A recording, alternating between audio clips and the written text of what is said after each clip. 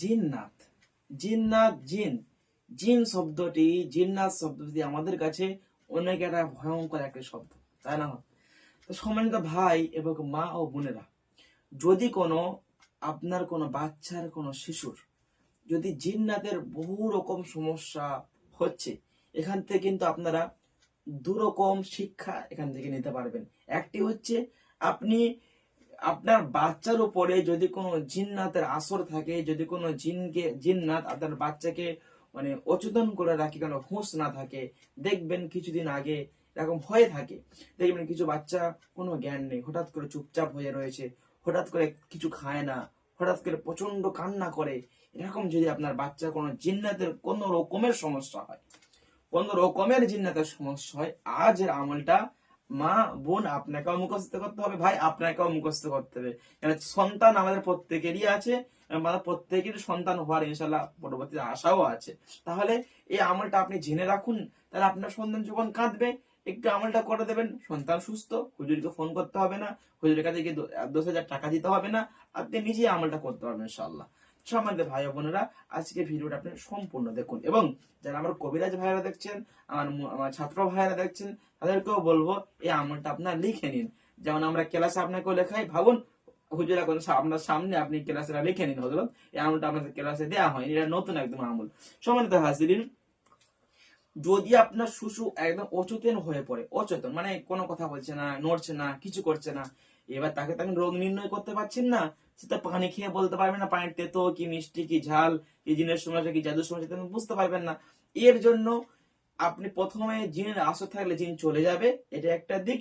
আর দ্বিতীয় নম্বর দিক হলো, আপনার সন্তান যদি জিনের সমস্যা হয়েছে নাকি তার মানুষের কোনো রোগ, ডাক্তারি কোনো রোগ, এটাও খুব সহজে বুঝতে পারবেন বাচ্চাদের ক্ষেত্রে। সম্মানিত হযরত, আপনি কি করবেন দেখুন, স্ক্রিনের মধ্যে দেখুন একটা দোয়া লিখে দিয়েছি।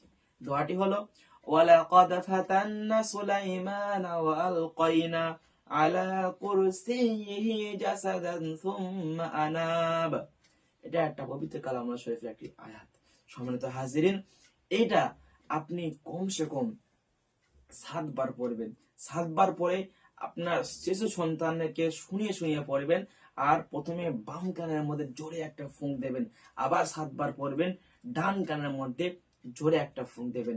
এই আমলটা করার পর আপনার সন্তানের যদি জিনের সমস্যা হয়ে থাকে, কোন জিন্নাত আসরে করে যদি আপনার সন্তানকে অচেতন যদি করে রাখে, যদি বেহুশ করে রাখে, সন্তান ছটপটিয়ে উঠে কান্না শুরু করবে, আলহামদুলিল্লাহ ইনশাআল্লাহ।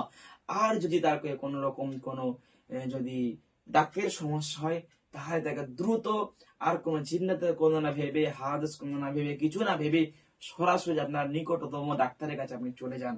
এখান থেকে কারণ এই শিক্ষাটা আপনি পেয়ে গেলেন, পরীক্ষাটা আপনি শিখে গেলেন। দ্বিতীয়ত হলো, যদি কারোর বাচ্চা খুব কান্না করে, এই আমলটা করে 2 কানের মধ্যে ফুঁক দিন। আর যদি কারোর বাচ্চার উপরে কোনো জিন্নাতের আসর হয়, কোনো খবিশের আসর হয়, এই দোয়াটা পরে আপনি ফুঁক দিয়ে দিন। যদি আমার মা বোনেরা এই দোয়াটা 7 বার পরে, সূরা ফালাক 7 বার পরে, সূরা নাস 7 বার পরে, প্রতিদিন তার বাচ্চা যদি বাড়ি থেকে বার হওয়ার সময় মাথা যদি একটু হাত বুলিয়ে দেয়, এই দোয়াটা পরে যদি একটু ফুঁক দিয়ে দেয়, ইনশাআল্লাহ, তো ওখান থেকে নিয়ে আর যেখানে যাচ্ছে সেখান থেকে বাড়িতে না ফেরা পর্যন্ত কোনো জিন্নাত, তার কোনো খবিশ তাকে কোন রকম অ্যাটাক করতে পারবে না। একটি আমল, একের ভিতরে সব। সমান তো হাজিরিন, ভিডিওটি নোট করে ফেলুন, ভালো লাগলে একটু আমাদেরকে ভালোবাসা দিয়ে যাবেন, একটু কমেন্ট করে যাবেন। ইনশাআল্লাহ আগামীতে আপনাদের কাছে আরো সুন্দর ইনশাআল্লাহ ভিডিও আনবো। তো কাল ভালো থাকুন, সুস্থ থাকুন। আসসালামু আলাইকুম ওয়া রাহমাতুল্লাহি ওয়া বারাকাতুহু।